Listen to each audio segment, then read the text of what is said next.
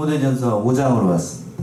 디모데전서 5장 1절부터 좀 제법 긴데요. 16절까지 있는 말씀을 통해서 은혜를 나눌 것입니다. 이 본문의 말씀은 사도 바울이 디모데에게 했던, 그러니까 목회 서신이라고 하는데 디모데 전후서를 어떻게 교회의 성도들을 대해야 될 것인가를 교훈한 그러한 말씀입니다. 그래서 말씀의 제목을 교회의 성도들을 대하는 태도라는 말씀의 제목으로 수요예배 시간을 나누도록 하겠습니다. 16절까지 있는 말씀을 이제 대주를 3개로 나누면 1절과 2절은 교회에서 성도들을 대할 때 특별히 노인과 청년들을 어떻게 대해야 될 것인가 그걸 교훈한 말씀이고, 이제 두 번째는 3절에 있는 것처럼 참 과부를 어떻게 하라고 그랬어요? 경계하라 라고 되어 있습니다. 그리고 이제 4절부터 제법 긴 16절까지는 교회의 과부들에 대한 구체적인 방침, 어떻게 교회에서 어려움 당하고 있는 과부들을 대접할 것인가 또 경계할 것인가, 이걸 교훈한 말씀입니다. 자, 첫 번째 내주로 와서 노인과 청년들을 어떻게 대해야 될 것인가 사도 바울이 디모데에게 권면한 말씀인데 1절 먼저 한번 읽어보세요. 1절. 늙은이를 꾸짖지 말고 권하되 아비에게 하듯하며 젊은이를 형제에게 하듯하고. 예, 늙은이를 꾸짖지 말고 권하되 라고 되어 있습니다. 이 바울은 이제 교회의 각 성도들을 대할 때에 맨 먼저 늙은이를 뭐 하지 말라고요? 꾸짖지 말라는 얘기입니다. 여기서 늙은이는 남자 늙은 사람을 얘기를 하는 겁니다. 뒤에 가서 이제 늙은 여자가 나오니까 늙은이는 바로 늙은 남자들을 얘기를 하는 거죠. 그 사람들이 나이 먹어서 교회에서 혹시라도 잘못한 일이 있게 되면 그것을 꾸짖지 말고 누구처럼 여기면서 권면하라고 되어 있어요? 자기 누구처럼? 아버지인 것처럼 교회에 늙으신 사람들을 그렇게 대하라는 얘기지요. 그러니까 교육자는 그렇습니다. 목사, 특히 목사, 그리고 여러분들도 마찬가지예요. 이건 단순히 디모데에게만 했던 말씀이 아니라 교회 어르신들을 대할 때에 나이 먹고 와가지고 그냥 이렇게 실수하고 그러면 혹시라도 뭐 하지 말고 꾸짖지 말고 사랑하는 마음을 담아서 참으로 잘 대해줘야 된다는 얘기예요. 자, 레위기 19장 한번 가보세요. 레위기 19장 32절. 여기서는 이렇게 했죠. 레위기 19장 32절.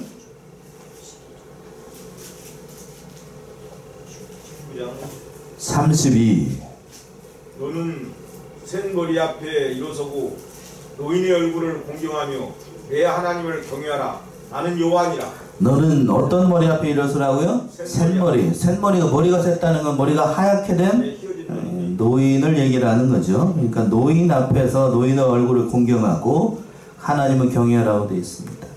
노인을 공경하는 것 참 귀한 전통이에요. 자, 그러면 우리나라의 형편을 보게 되면 노인 앞에 노인을 잘 공경하는가? 그런 사회인가요? 그렇지 않습니다. 저도 이제 서울에 있다가 애들 고향인 정읍에 내려왔습니다만, 서울에는 뭐 땅 밑으로 다니는 무슨 철이 많죠? 지하철이 많죠? 지하철이 많아요. 지하철 타게 되면 요즘 젊은이들이 머리가 하얀 노인들 타게 되면 그 노인들한테 자리를 양보하는가? 그런가요? 아니요.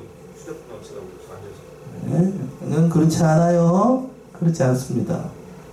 그렇지 않아. 예전에는 그래도 저 나이 또래는 일어나서 이제 자리를 양보하고 그러는데 요즘 뭐라고 해야 되나, 집사람이 많이 보고 있어요. 요즘 젊은 것들은 그렇지가 절대로 않아요. 절대로 그렇지 않습니다. 앞에 오게 되면 오히려 그냥 잠자는 척하고, 그래도 얌전한 척하는 건 그래도 좀 나아요. 잠자는 것처럼 하는 거 조금 나은데, 그러나 그렇지 않아요. 그렇지 않습니다. 요즘 사람들이 그래. 노인을 공경할 줄 모르는 점점 그러한 세계가 됐어요. 예전에는 그랬습니다. 우리나라 무슨 지국이라고요? 동방 예의지국이라고 그랬는데 요즘은 그렇지 않아요. 그러니까 노인의 말이 먹히지 않는 그러한 시대를 살아가고 있습니다. 그 늙은 사람은 뭐처럼 여기라고 되어 있냐면 자신의 아버지처럼 대하라고 사도 바울이 권면하고 있어요. 또 두 번째 1절 하반절에서 그랬죠. 젊은이를 누구에게 하듯 하라고요? 형제에게 하듯 하라. 그러니까 젊은 사람들이 잘못을 하거나 그런 사람이 있게 되면 자기 동생이나 자기 형처럼 여기고 그 모든 경솔하게 행하고 잘못 행하는 것을 마치 내 동생이 어려서 실수한 것처럼 생각하고 관용하는 마음을 품고 사랑하는 마음으로 그들을 대하라는 얘기죠. 그렇죠? 내 형이 잘못하거나 내 동생이 잘못하게 되면 아무래도 뭔가를 도와주고 싶잖아요. 팔에 뭘로 어디로 굽는 것처럼 안으로 굽는 것처럼 그렇게 도와주고 싶은 게 당연한 사람이 인간의 심리잖아요. 그 얘기를 지금 하고 있는 거고. 또 2절 보시면 2절 늙은 여자를 어미에게 하듯 하며 젊은 여자를 1절 깨끗함으로 자매에게 하듯 하라. 예, 늙은 여자를 누구에게 하듯 하라고요? 어미에게 하듯 하라. 1절에서는 나이 많으신 남자 성도를 대할 때에 마치 자기의 아버지처럼 대하라는 거고, 아버지처럼 대하라는 것은 존경의 의미가 담겨 있죠. 존경, 아버지를 존경하는 것처럼, 아버지를 공경하는 것처럼, 아버지를 좀 두려워하는 것처럼 그 사람들을 대하라는 거고, 늙은 여자를 자기 어머니처럼 대하라는 것은, 어머니 그러면은 존경보다는 사랑이죠. 그러니까 늙은 성도들을 대할 때에 좀 실수하고 그러더라도 사랑하는 마음으로 자기 어머니에게 대하는 것처럼 그렇게 하라는 얘기예요. 어떤 삐딱한 사람들은 이걸 해석을 할 때 늙은 여자를 자기 어머니처럼 대하라고 하니까 자기 엄마? 내가 어머니를 어떻게 대하지? 뭐처럼 여기가 싶냐면 친정엄마처럼 대하라는 거예요? 아니면 시어머니처럼 대하라는 거예요? 예? 뭐든지 시자가 들어가면 다 안 먹는다고 그러는데, 어느 집사님은 그래서 자기는 무슨 김치를 안 먹는다고 그러냐면 시금치를 절대로 안 먹는데요. 시자 시어머니한테 그렇게 하도 기어가지고 그 얘기를 하자는 게 아니고, 잠언 23장 22절 한번 보세요. 잠언 23장 22절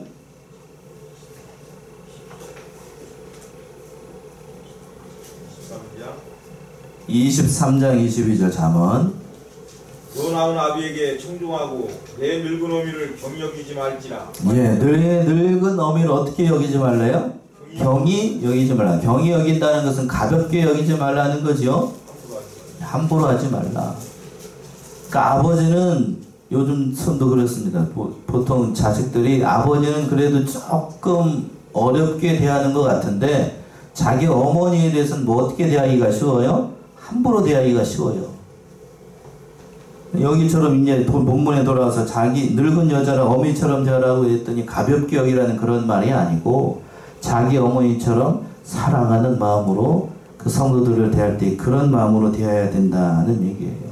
어머니. 옆에 있는 부모님이 돌아가시면 그렇게 많이 생각이 난대요. 저는 양친이 다 아직 살아계셔서 저는 참 복받은 것 같아요. 근데 이제 저 개인적인 얘기도 죄송합니다만, 집사람은 얼마 전에 이제 자기 장모님까지 돌아가셔서 고아예요, 고아. 부모님이 하기. 좀 그래서 그런 면에 있어서는 좀 안타까워요. 그러니까 그 어머니처럼 성도들을 대할 때에 그렇게 대하라는 의미가 담겨 있는 거죠. 그리고 또 중요한 사실, 그 2절 하반절에서 이렇게 되어 있습니다. 젊은 여자를 1절 뭐함으로 대하라고요? 깨끗함으로. 누구에게 하듯?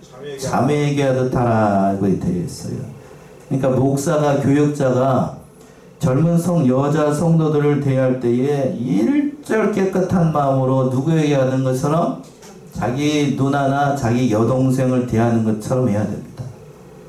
이거는 다시 말하면 이병기 목사님은 반드시 여자 성도들을 대할 때에 그 앞에 누구를 앞에 둬야 되는가? 누구를 대하라고요? 예수님을 그 앞에다 둬요. 여자 성도들 앞에 반드시 누구를 둬야 된다고? 예수님을 앞에 두고서 얘기를 하래요. 반드시 혼자 가지 말고. 그래야만 여자 성도들하고 뭐가 나지 않으니까? 사고가 나지 않으니까. 반드시 그러니까 예수님에게 얘기를 하는 것처럼 여자 성도들을 대하고, 여기에서는 자매에게 하듯 하는 것처럼 자기야 자매, 자기 여동생이나 자기 누나한테 하는 것처럼 그렇게 사랑하는 마음으로 대하면 교회에서 사고가 날 일이 없다는 거예요. 1절 깨끗함으로 정절을 잘 지켜서 삼가, 교회 안에서 이것 때문에 어려움 당하지 않고 교회의 덕이 세워지도록 삼가 조심해야 된다는 얘기예요. 우리말 속담에 그런 말이 있죠. 오얏 나무 아래에서 뭐를 쓰지 말고 갓을 쓰지 말고 외밭에서 뭐를 매지 말고 이 신발끈을 매지 말라고 되어 있죠. 그러니까 오해될 만한, 특히나 목사가 요즘 저희 교회 대순방 했잖아요. 이 신방 갈 때에 반드시 누구랑 같이 가야 되냐면 우리 저기 사모하고 같이 가든가 아니면 목사 혼자서 가는 일은 절대 삼가야 됩니다. 큰 교회에서는 반드시 그래서 사모가 혹시라도 같이 못 가게 되는 경우에는 누가 같이 가냐면 전도 부인이 같이 갑니다. 여자 전도사가, 신방 전도사가 반드시 동행하게끔 되어 있어요. 너도 말씀을 들으려고 여기 온 거지? 여기에 집중하지 마시고. 그러니까 여기가 좋으니까 여기 들어온 게겠죠? 디모데후서 2장을 한번 가보세요. 디모데후서 2장 22절.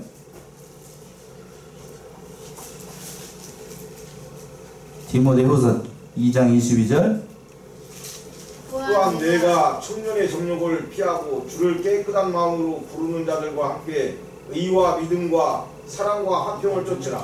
예, 또한 내가 청년의 무엇을 피하라고요? 정욕을 피하라. 청년 때에는 이 정욕 일어나기 쉽다고요. 그러니까 그것을 피하고 하나님을 대하듯이, 주님을 대하듯이 무슨 마음으로? 깨끗한 마음으로 대해야 됩니다. 특히나 여자 성도들을 대할 때. 목사님들 가운데에 그 큰 교회에서 그 시무를 하다 보면은 그런 일들이 많아요. 유혹에 빠지기가 쉬운 교회 성도님들이 많다고. 특히나 이제 실명이 결혼해서 죄송합니다만 삼 무슨 교회가 있어요? 삼땡 교회, 서울에 그 젊은이들이 많았던 교회. 그는 거기에 쫓겨나가지고 지금은 그 옆에서 새로 차려가지고 아무튼 저기 목회를 또 하고 계시는데 저는 그걸 옳다고 보지 않아요. 누군지 아시죠? 전남무경 목사입니다. 전남무경 목사. 옳지 않아요. 옳지 않아요. 그러니까 늘 우리는 삼가 그런 죄에 빠지지 않도록 자기 자신을 돌아보고, 요즘에는 이런 일들이 참 많아요. 목사만 문제가 아니고 오늘날 살아가고 있는 그 성도들도 이러한 문화에 많이 물들어 있어가지고 참 이성적으로도 문제가 많고 또 이런 일들이 많은 것이 사실이에요. 그러나 우리는 그런 자리에서 돌아서야 되겠습니다. 자, 두 번째는 참 과부를 경대하라는 것인데 3절의 말씀이죠. 3절 보시면 참 과부인 과부를 경대하라. 예, 참 과부인 과부를 경대하라 라고 되어 있는데, 여기서 참 과부가 경대하라고 되어 있으면은 그럼 참 과부 말고 어떤 과부도 있다는 거예요? 거짓 과부도 있다는 얘기죠. 여기서 참이라는 말은 실제로, 진실로 라는 의미가 담겨 있는데, 그러니까 참 과부라는 것은 정말로 도움이 필요한 과부를 얘기를 하는 거예요. 그러니까 도울 사람이 전혀 없어요. 남편이 죽고 난 다음에 그 스스로는 살아갈 능력이 없고 자손들도 없어가지고 친척들도 없어가지고 정말로 도움이 필요한 사람들을 도와주고 알아주고 교회에서 그 모든 것을 잘 경대하라는 의미가 담겨 있는 거예요. 그러한 과부들을 우리가 잘 돌보고 교회에서도 그 모든 일들을 해야 된다는 얘기입니다. 자, 4절부터 보게 되면 이 교회에서 과부들을 대할 때, 특별히 어려운 이웃을 대할 때에 어떻게 해야 되는가를 사도 바울이 교훈하고 있는 내용이에요. 4절 보시면 4절. 만일 어떤 과부에게 자녀나 손자들이 있거든 저희로 먼저 자기 집에서 효를 행하여 부모에게 보답하기를 배우게 하라. 이것이 하나님 앞에 받으실 만한 것이니라. 예, 이 말씀을 하고 있는 이유는 그때 초대교회 당시 그 문화를 좀 알아야 돼요. 교회에서 이제 어떤 일이 있었냐면 젊은 남편이 보통은, 요즘도 그렇습니다. 예전에는 남편이 먼저 죽는 경우들이 많았어요. 그래서 믿는 사람들 가운데 어떤 사람들이 있었냐면 남편이 없고 과부가 되게 되면 교회에서 그때 당시에는 그 어려운 형편들을 다 돌보는 사람들이 많았어요. 사도행전에서 그래서 그런 일이 나오는데, 누구나 다 그러니까 남편이 죽고 나게 되면 어디에다 손을 벌렸냐면 그때 당시 어디에다가요? 교회에다 와서 손을 벌리는 거예요. 그것도 한두 사람도 아니고 계속해서 있다 보니까 교회의 재정적으로 어려움이 많았던 거예요. 그래서 사도 바울이 그 형편을 잘 알고 있으니까 믿음의 아들이었던 디모데에게 어떤 사람들을 교회에서 돌봐야 될 것인가, 지금 구체적인 방침을 사도 바울이 얘기를 했던 겁니다. 자, 4절 보시면, 다시 보시면 돌아와서, 만일 어떤 과부에게 자녀나 손자들이 있거든 저희로 먼저 자기 집에서 효를 행하여 부모에게 보답하기를 배우게 하라. 어떤 과부에게 남편은 없어도 자녀들이 있고 손자들이 있으면 그 과부는 누가 도와줘야 돼요? 교회에서 도와줘야 돼요? 아니면 그 자녀들이 도와야 돼요?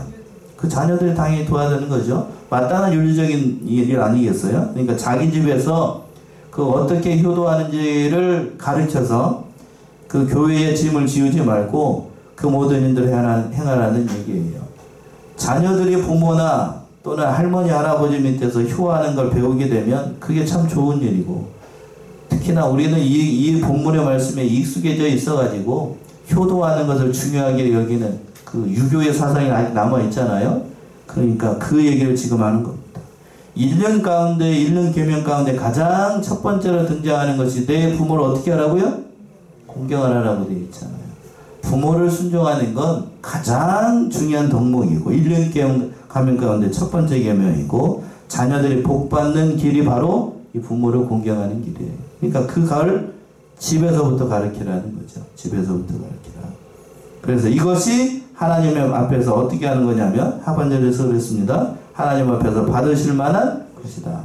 하나님 앞에서 하나님께서 받으신다는 거고, 또 하나님께서 그것을 통하여서 복을 주신다는 의미도 담겨 있어요. 그런데 하나님께만 하고 부모에게는 드릴 것이 없다라고 하는 건 성경에서 무슨 사상이라고 그랬어요? 고르반 사상이라고 그랬습니다. 나는 하나님께 바칠 건 다 바쳤으니까 부모에게는 바치지 않아도 된다, 이렇게 가르쳤던 게 고르반 사상이에요.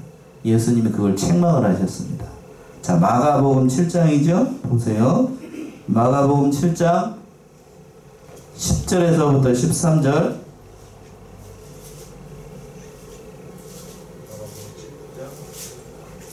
마가 7장 10절에서부터 13절. 모세는 내 부모를 공경하라 하고 또 아비나 어미를 해방하는 자는 반드시 죽이리라 하였거늘, 너희는 가로되 사람이 아비에게나 어미에게나 말하기를 내가 드리어 유익하게 할 것이 고르반 곧 하나님께 드림이 되었다고 하기만 하면 그만이라 하고, 제 아비나 어미에게 다시 아무 것이라도 하여 드리기를 허하지 아니하여 너희의 전한 유전으로 하나님의 말씀을 폐하며 또 이 같은 일을 많이 행하느니라 하시고. 예, 이 잘못된 교훈을 가르치고 있었던 바리새인들이 하나님께 자기가 부모에게 드려야 될 것을 누구에게 바쳤으면? 하나님께 바쳤으면 나는 하나님께 다 했으니까 부모에게는 하지 않아도 된다, 이렇게 가르쳤던 거예요. 그렇지 않다는 얘기입니다. 하나님께 하는 것처럼 누구에게도 해야 된다는 얘기입니까? 부모에게도 해야 됩니다. 특별히 믿는 사람들, 오늘날 현대의 크리스찬들 부모에게 효하는 것 잘해야 됩니다. 그렇죠? 이렇게 얘기를 했더니, 그럼 부모님, 살아계신 부모님이 안 계시는데 그럼 누구한테 잘해야 될까요? 교회 성도들한테, 나이 먹은 어르신들한테 이걸 잘 해야 됩니다. 그래서 교회 안에서 먼저 효를 가르쳐야 되고, 또 자기 자녀들한테 효도하는 걸 가르쳐야 됩니다. 그래야만 기독교, 특별히 한국의 기독교가 어려움을 당했던 이유가, 한국의 기독교가 들어와가지고 조상한테 뭘 지내지 않는다라고 오해를 받았죠? 제사 지내지 않는다. 그래서 뭐라고 얘기하냐면, 그 세상 사람들이 기독교는 뭐를 하지 못하는 종교다? 부모도 못 알아보고 조상도 못 알아보고 뭣도 안 하는 종교? 효도 안 하는 종교라고 얘기를 했어요. 진짜로 그런가요? 그렇지 않아요. 기독교만큼 부모에게 효도하라고 가르치는 게 없어요. 다만 성경의 말씀대로 하게 되면, 이 말씀대로만 하게 되면 기독교가 그렇게 욕먹을 일이 없습니다. 우리가 그렇게 못하기 때문에. 다만 뭐라고 그랬어요? 부모님이 어떨 동안에? 살아계실 동안에 효도하라는 얘기예요. 그리고 살아계실 동안 어떻게 하나님께 하는 것처럼 자기 부모에게 충성하고 자기 부모에 순종한다라고 하면 욕먹을 일이 없어요. 그 말씀을 하는 겁니다. 그리고 제일 큰 효도는 뭔가 하면 믿지 않는 부모가 있다라고 하면 그 부모님을 뭐 하는 교도로 인도하는 거? 누구에게로 인도하는 거? 하나님께로 인도하는 거. 그게 가장 큰 효도예요. 죽고 난 다음에 부모님이 돌아가시고 난 다음에 제사장 크게 차려가지고 그렇게 하는 게 효도가 아니라는 얘기예요. 1년에 한 번씩 제사장 차리느냐 안 차리느냐 그걸 싸우는 걸 하나님이 기뻐하시지 않고 부모가 와서 그걸 기뻐하시도 않아요. 그걸 기뻐하지 않아요. 가장 큰 효도는 살아계셨을 때 잘 해야 돼. 뒤에 가서 구체적으로 더 잘 나와요. 그렇게 해야 됩니다. 그렇게. 자, 5절 보시면 5절. 참 과부로서 외로운 자는 하나님께 소망을 두어 주야로 항상 간구와 기도를 하거니와. 예, 참 과부로서 과부의 조건에 대해서 얘기를 하는 건데 과부로 외로운 자는 누구에게 소망을 두고 하나님께 소망을 두고 또 주야로 항상 간구와 기도로 해야 될 것이다. 이러한 자를 참 과부라고 사도 바울이 얘기하고 있습니다. 또 6절 보시면 6절. 일락을 좋아하는 이는 살았으나 죽었느니라. 예, 일락을 좋아하는 이 일락이라고 하는 건 원어적인 의미는 그런 거예요. 마치 소돔과 고모라에 있었던 그 딸들처럼 사치스럽고 방탕한 것을 좋아하는 그러한 여자들을 가리키는 겁니다. 그런 여자들은 살았다는 이름으로는 있으나 실제로는 뭐한 자들이라고요? 죽은 자들이라 하는 거예요. 비단 이건 여자들만 얘기를 하는 게 아니고 뒤집어서 남자들도 역시 해당이 되는 거겠죠? 세상만 바라보고 물질만 바라보고 세상 것만 바라보는 건 살았다 하는 이름은 있으나 실제로는 죽은 자들이라는 거예요. 오늘날 성도들 가운데서도 믿는 일보다 하나님을 섬기는 일보다 세상을 더 좋아하는 성도들 많아요. 그런 사람들은 살았다 하는 이름은 있으나 실상은 죽은 자들이라는 거예요. 자, 그래서 또 7절 보시면 7절. 내가 또한 이것을 명하여 그들로 책망받을 것이 없게 하라. 내가 또한 이것들을 명하여 그들로 책망을 받을 것이 없게 하라. 이것을 명하라는 것은 앞에서 얘기했던 것. 자녀들에게 효도를 가르치라. 또 과부를 공개하라. 또 일락을 좋아하는 그 과부들, 잘못된 길을 걸어가고 있는 사람들을 잘 가르쳐서 책망을 받을 것이 없도록 하라는 말씀이에요. 자, 그리고 8절 보시면 8절. 누구든지 자기 친족 특히 자기 가족을 돌아보지 아니하면 믿음을 배반한 자요 불신자보다 더 악한 자니라. 예. 저는 오늘 말씀 준비하면서도 그렇고 8절 말씀을 보게 되면 자기 양심에 찔린 사람들이 많을 줄로 알아요. 8절 보시면 뭐라고 되어 있어요? 누구든지 자기 친족 특히 누구요? 자기 가족을 돌보지 아니하면 믿음을 어떻게 한 자요? 배반한 자요. 불신자보다 더 악한 자다. 자기 친족 특히 자기 가족을 돌아보지 아니하면 자기 가족을 돌보지 않는 자는 하나님의 말씀을 거역하는 거고 또 그렇기 때문에 믿음을 배반한 자고 불신자보다 더 악한 자라는 거예요. 하나님을 믿지 않는 자들도 부모에게 끔찍이 효도하는 사람들 많이 있습니다. 그렇죠? 근데 부모 믿는 사람들 가운데도 그런 사람들이 있다고요. 살아계셨을 때에는 하나님께 잘하면 된다라고 해가지고 앞에서 무슨 사상이라고 그랬죠? 고르반 사상. 하나님께 잘하면 된다라고 해서 하나님께 잘하는 것처럼 하고 실상으로는 안 그래요. 실상으로는 안 그러면서 부모님이 돌아가셨으면 뭐라고 얘기를 하냐면 이제 믿는 사람 흉내내는 것처럼 해가지고 돌아가셨으니까 죄다도 안 지내고 그러는 것처럼 이렇게 자유함을 얻는 사람들이 많다고요. 그런 건 하나님이 절대로 기뻐하시지 않습니다. 그러니까 그런 이중적으로 살아가는 사람들이 오늘날 신자들 가운데 많아요. 진실로 살아계셨을 때 오늘 본문의 말씀에서 그랬잖아요. 자기 가족을 잘 돌아보고 정말로 그 믿음 안에서 부모님에 부족한 부분이 없는지를 돌아봐야 됩니다. 저는 그래서 감사한 게 여기 고향에 내려와 가지고 양친 옆에서 이렇게 금방 갈 수 있잖아요. 금방 가가지고 이렇게 같이 볼 수 있게 있는 환경을 주신 것에 대해서 너무 감사해요. 집사람이 그래서 저희가 처음에 내려왔을 때에는 아버지가 많이 좀 이제 올해 84치 되셨는데 그래요. 막 제 얼굴도 많이 연로하시고 그러셨는데 내려와가지고 자꾸 누구를 보니까요. 아들 얼굴도 보고 며느리 얼굴도 보고 그리고 또 손주 얼굴도 보니까 얼굴이 많이 폈어요. 그리고 저도 심심치 않게 가가지고 그렇습니다. 저기 파 집에 있는 걸 뽑아오고 마늘 다져보는 거 냉장고에서 깨우고 김치 가져오고 그렇게 해가지고 먹으니까 어머니가 다른 한편으로는 그걸 또 좋아하시더라고요. 참 그게 다른 게 아니라 그게 효도인 것 같아요. 그게 효도. 그래서 늘 이렇게 가까이 모실 수 있는 것이 얼마나 그 감사한 일인가 싶어요. 근데 요즘은 자기 부모도 잘 보시려고 하지 않습니다. 늙은 부모를 귀하게 여기지도 않고, 부모님이 이제 늙어가지고 더 이상 힘이 없고 기력이 없게 되면 대부분의 사람들이 부모님 어디에서 모시냐면 집에서 모시지 않고 어디서 모시죠? 요양원으로 보내시는 분들이 많아요. 참 그 특별하게 어렵지 않은 가정 같으면 저는 그걸 별로 좋아하지 않습니다. 집에서 모시고 그게 가장 좋은 것 같아요.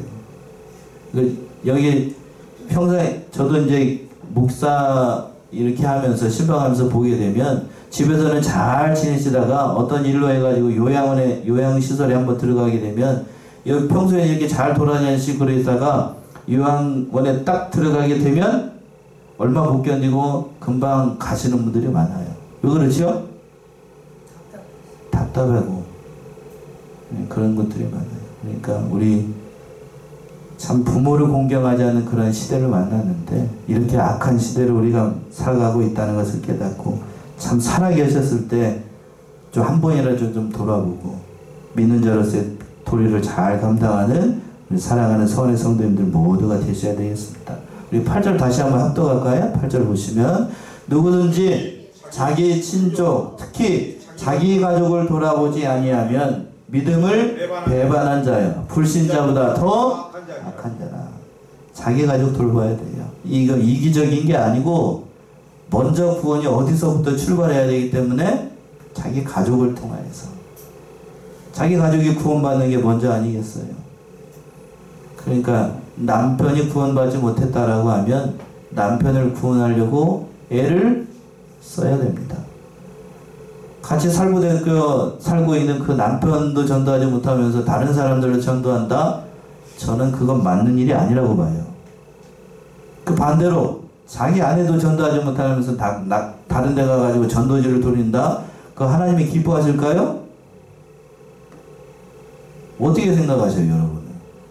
자기 가족도 돌보지 않으면서 다른 사람들이 물론 사명감에서 그렇게 해야 되는 것은 당연합니다만 그러나 중요한 건 자기 가족을 먼저 돌아보고 하나님의 믿는 백성으로 만드는 것이 믿는 자로서의 마땅한 도리라고 하는 거예요. 물론 그게 쉬운 일은 아니죠. 그 쉬운 일은 아닙니다. 자, 여기까지만 하고 9절 봅시다. 9절.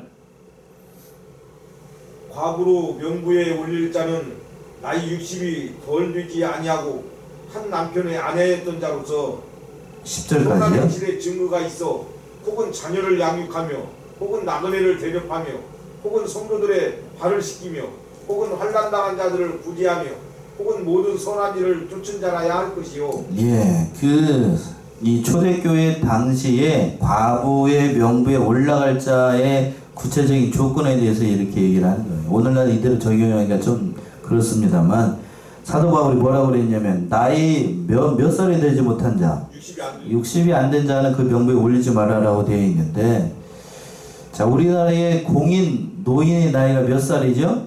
65세 이상.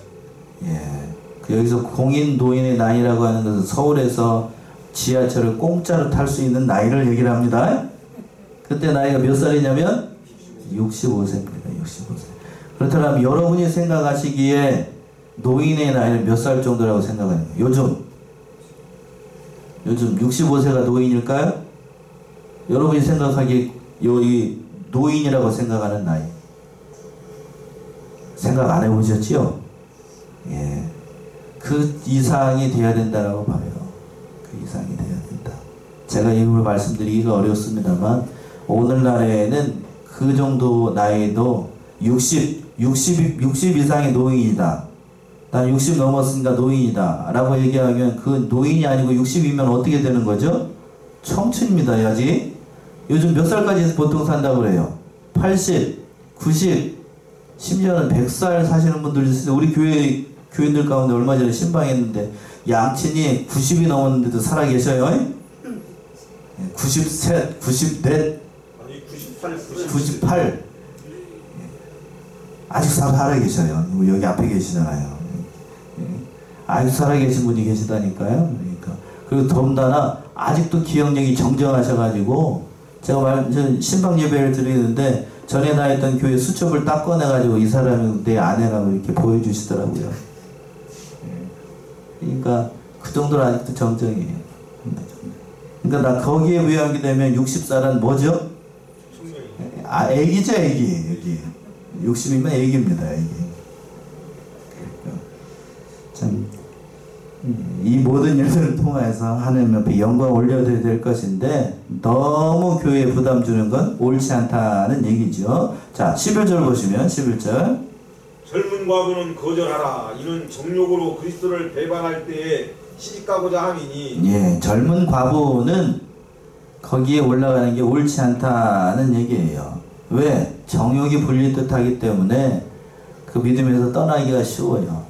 12절 말씀이 말씀 아니에요? 12절 보시면. 처음 믿음을 저버렸으므로 심판을 받느니라. 예, 그 믿음 지키기가 어렵습니다. 젊을 때는 그 혈기가 왕성하기 때문에 그걸 믿음을 지키기가 쉽지 않아요. 또 13절 보시면 13절. 또 저희가 게으름을 익혀 집집에 돌아다니고 게으를 뿐 아니라 망령된 편론을 하며 일을 만들며 마땅히 아니할 말을 하나니. 예, 이 너무나도 젊은 나이에 그 공경을 받게 되면 어떠한 일이 발생을 하는가. 젊은 과부들을 거기에 등재해가지고 아무 일도 안 하면서 그냥 교회에서 모든 그 사사로운 것을 다 공급하게 되면 어떤 일이 발생한가 하면 저희가 뭐를 익힌다고 되어 있어요?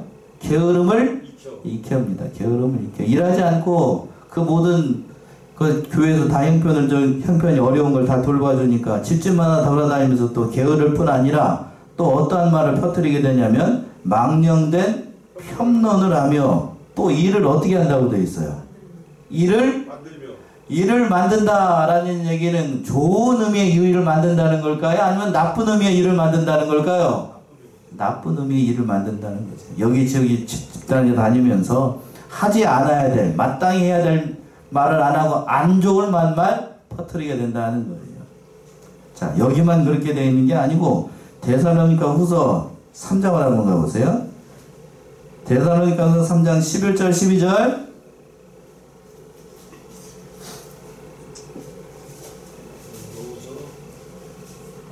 데살로니가 후서 3장 11절 12절. 우리가 들은즉 너희 가운데 규모 없이 행하여 도무지 일하지 아니하고 일만 만드는 자들이 있다 하니 이런 자들에게 우리가 명하고 주 예수 그리스도 안에서 권하기를 종용이 일하여 자기 양식을 먹으라 하노라. 예, 11절에서 그랬습니다. 우리가 들은즉 너희 가운데 규모 없이 행하여 도무지 일하지 아니하고 뭐만 만드는 자들이 있어요? 일만 만드는 자들이 있습니다. 그런 사람들 하나님 앞에서 기뻐하지 않습니다. 그러니까 교회에 건덕을 해방하는 모든 행위를 하지 말라는 얘기예요. 자, 14절 보시면 14절. 그러니까 이런 사람들, 너무 일찍 과부가 된 사람들은 어떻게 해야 될 것인가? 14절 말씀이죠. 14절. 그러므로 젊은이는 시집가서 아이를 낳고 집을 다스리고 대족에게 해방할 기회를 조금도 주지 말기를 원하노라. 예.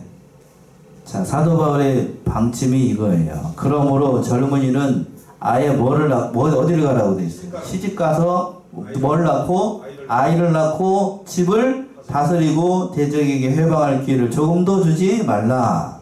그러니까 차라리 젊은 과부는 진리와 신앙 안에서 정당하게 결혼해가지고 가정을 이루고 아이를 낳고 집을 다스리고 신앙생활하는 게 좋다는 거예요. 그렇다고 억지로 속신생활하다가 잘못된 길로 빠지는 사람들이 많기 때문에 차라리 시집가서 가정을 꾸리는 게 훨씬 더 유익하다는 얘기입니다. 성경은 과부가 재혼하는 걸 정죄하지 않아요. 과부가 결혼한다고 해서 그 뭐 정죄하거나 또는 호라비가 결혼한다고 해서 상처하고 난 다음에 다시 결혼한다고 해서 그걸 죄라고 여기지 않는다라고요. 고린도전서 7장이죠. 고린도전서 7장 39절 40절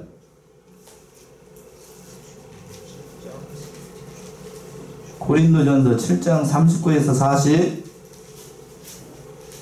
아내가 그 남편이 살 동안에 매여 있다가 남편이 죽으면 자유하여 자기 뜻대로 시집갈 것이나 주 안에서만 할 것이니라. 그러나 내 뜻에는 그냥 지내는 것이 더욱 복이 있으리로다. 나도 또한 하나님의 영을 받은 줄로 생각하노라. 예. 자, 보세요. 젊어서 혼자 된 과부들, 또 젊어서 혼자 된 호라비들, 그리고 일찍 사별해가지고 또는 어떠한 정당한 이유로 돼가지고 이제 부부가 갈라졌다라고 하면 혼자 있지 말고 결혼하는 게 성경적으로 봤을 때 옳다는 얘기예요. 39절 보시면 그랬잖아요. 아내가 그 남편이 살 동안에 매여 있다가 남편이 죽으면 자유하여 자기 뜻대로 뭘 갈 수 있다고요? 시집갈 것이나. 그러나 시집갈 때에도 그냥 내 맘대로 가지 말고 어디 안에서?